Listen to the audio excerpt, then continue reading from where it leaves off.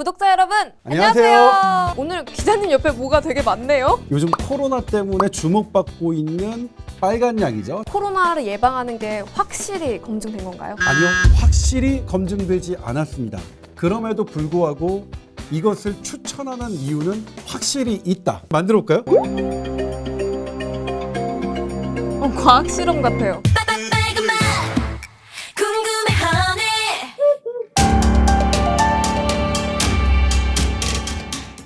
아니 안 그래도 그 빨간 약이 그 코로나 예방한다는 기사도 있고 또 아니다, 효과 없다 이런 기사도 있는데, 가장 먼저 세계보건기구 가이드라인을 보여드리겠습니다.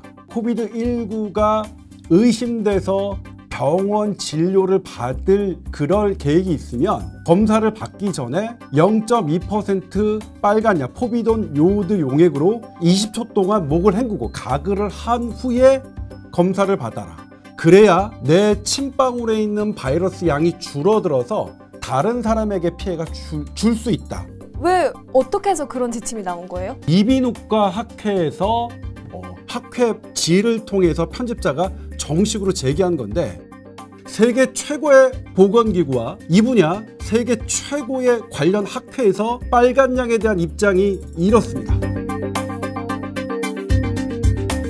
아니 근데 저는 빨간 약이 상처에 발랐던 걸로 기억하거든요. 그게 왜 코로나를 예방하는 데 도움이 되는 거예요? 이 포비돈 요오드액이 세균과 바이러스를 가리지 않고 다 억제해요. 죽여요. 예전에 사스 바이러스를 키워서 죽이려고 실험을 해봤더니 죽고 메르스도 죽었어요. 그래서 이번 코로나19 바이러스도 실제로 해봤더니 죽여요. 실험실에서. 그러면 이게 코로나를 예방하는 게 확실히 검증된 건가요? 확실한 건가요? 아니요, 확실히 검증되지 않았습니다. 확실히 검증되지 않았다는 말씀을 확실히 드립니다. 그럼에도 불구하고 가능성만으로도 우리는 이것을 선택할 이유가 충분하다는 게 세계보건기구와 세계이비인후과 학회의 입장인 거죠. 그런데 이것은 이미 사람이 사용하고 있는 약이에요. 수십 년 동안.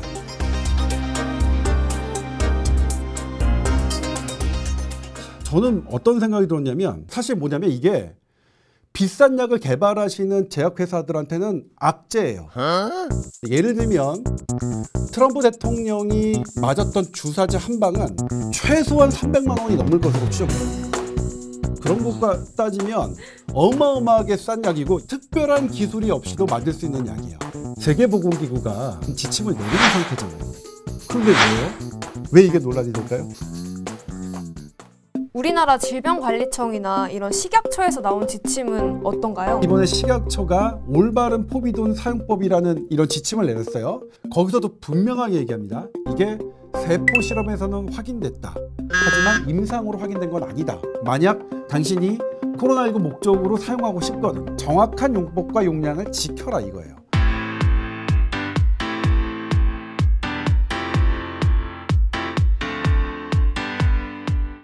이렇게 가글하거나 뿌리는 것은 우리가 아주 엄격하게 무균 상태를 지킬 이유는 없어요. 그러니까 어느 정도만 깨끗하게 해도 되거든요. 만들어 볼까요? 이 10% 요오드 용액을 0.5% 용액으로 만드는 거예요. 10% 요오드 용액을 5cc를 담고요. 물 95cc를 담으면 이게 0.5% 요오드 용액이 됩니다. 세계보건기구 가이드라인은 0.5%가 아니라 0.2%. 싱가포르, 그다음 미국, 우리나라에서 실험한 농도가 0.5%입니다.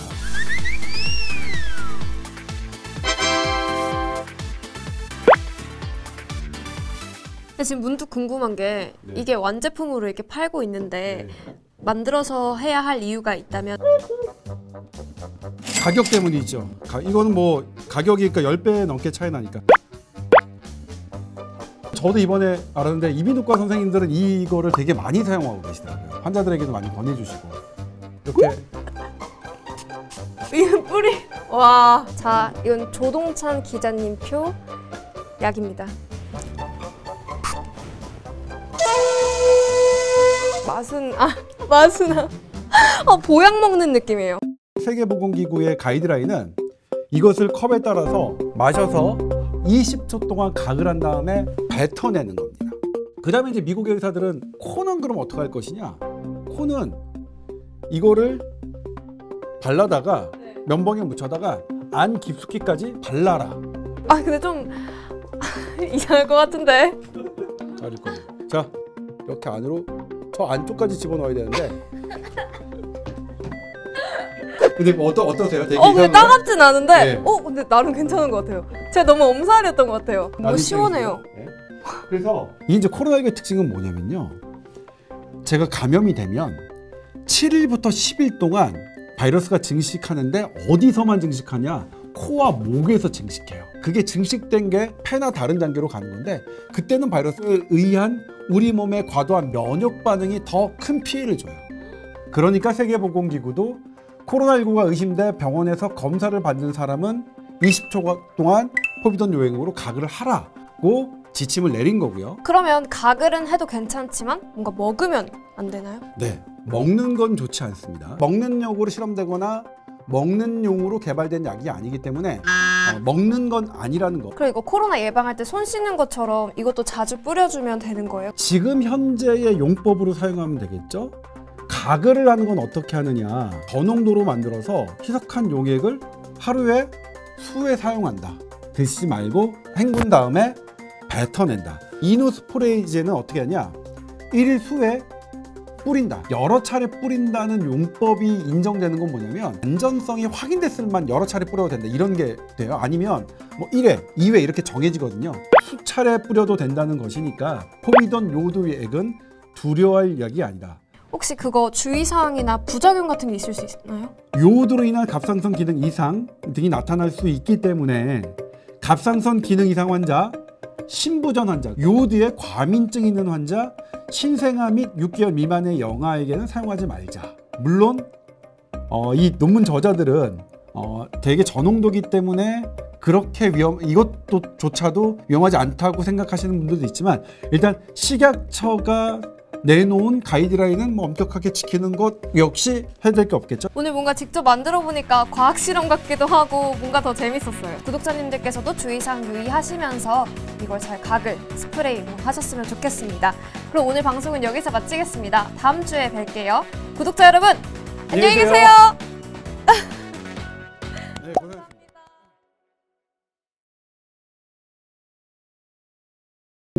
고생하셨습니다.